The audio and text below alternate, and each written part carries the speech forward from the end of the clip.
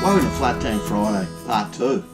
I didn't think this would ever happen, but thought the video was too long that was coming out, so I've chunked this into 2 bits for you to watch.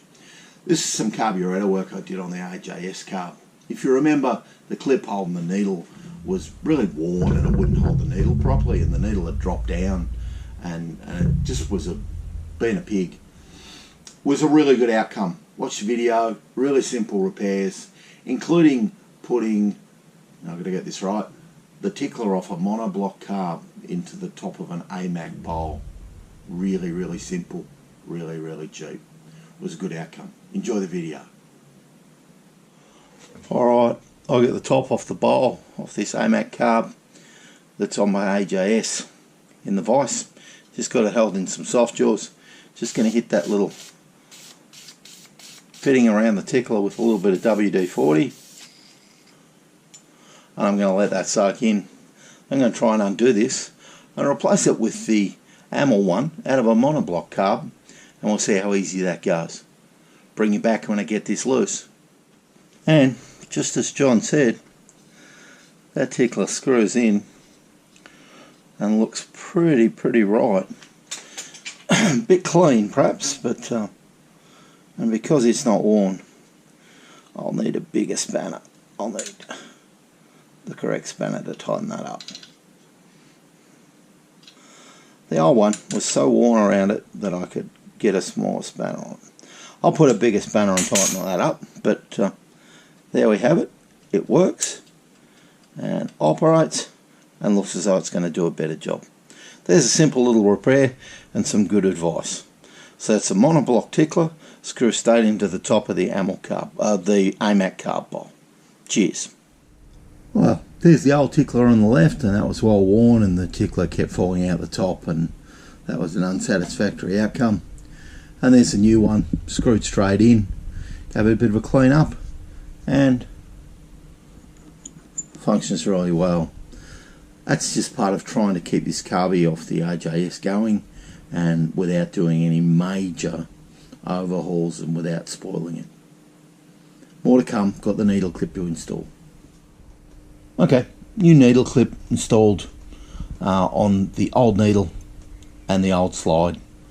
The carby specialist's advice was that the slide, whilst it had some wear on it, was still fine inside the sleeve of the carby and not to change it, and then the needle's fine. As I said before, I've got a new slide, but that slide's really tight and would require me disassembling and scrubbing out the carby, and I don't see a need. I chose not to replace anything else. Could have replaced the nut, could have replaced other fittings on the carb, but chose not to. I'm going to get the AJS up here and try and install that back in the bike. All in all, just a tiny thing like a tiny clip was causing me grief and problems, so I'm going to get that back in the bike. Here's the cable threaded through, comes down through the top, through the spring and in through that little hole, and then it pulls backwards and holds everything in. Got the new clip on the top, got the needle down.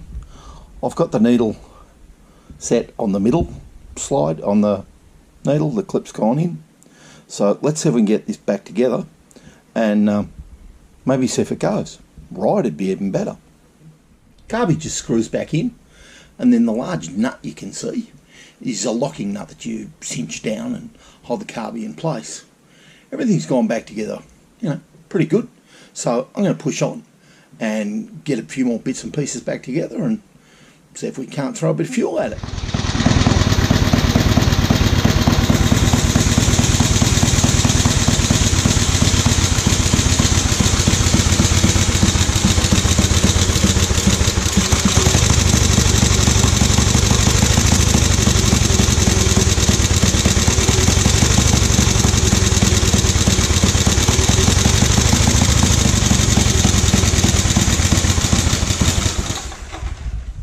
Carby Works transformed things.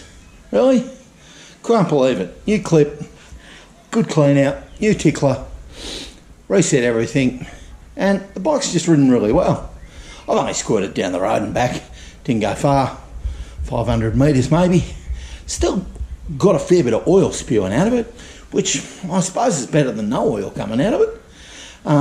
It's a bit smoky, bit of an old oiler, or an old oil dripper, as my brother would say. But listen, that's transformed that thing. So there you go.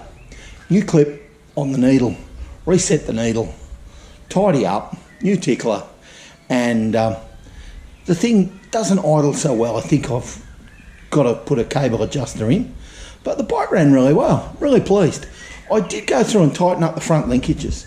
It was a little bit sketchy, let's say, the last time I rode it. So I tightened those up, undid the locking nuts, tightened it all a little bit, and then redid the locking nuts.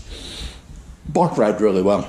For a bike that's, coming up to 100 years old, you've got to be really pleased with that. That's a good outcome. Well, that's the end. Flat Tank Friday number 12 has gone longer than I thought. Junked her into 2 parts. No more talk. Too hot here. Have a great weekend. Enjoy yourself. Cheers.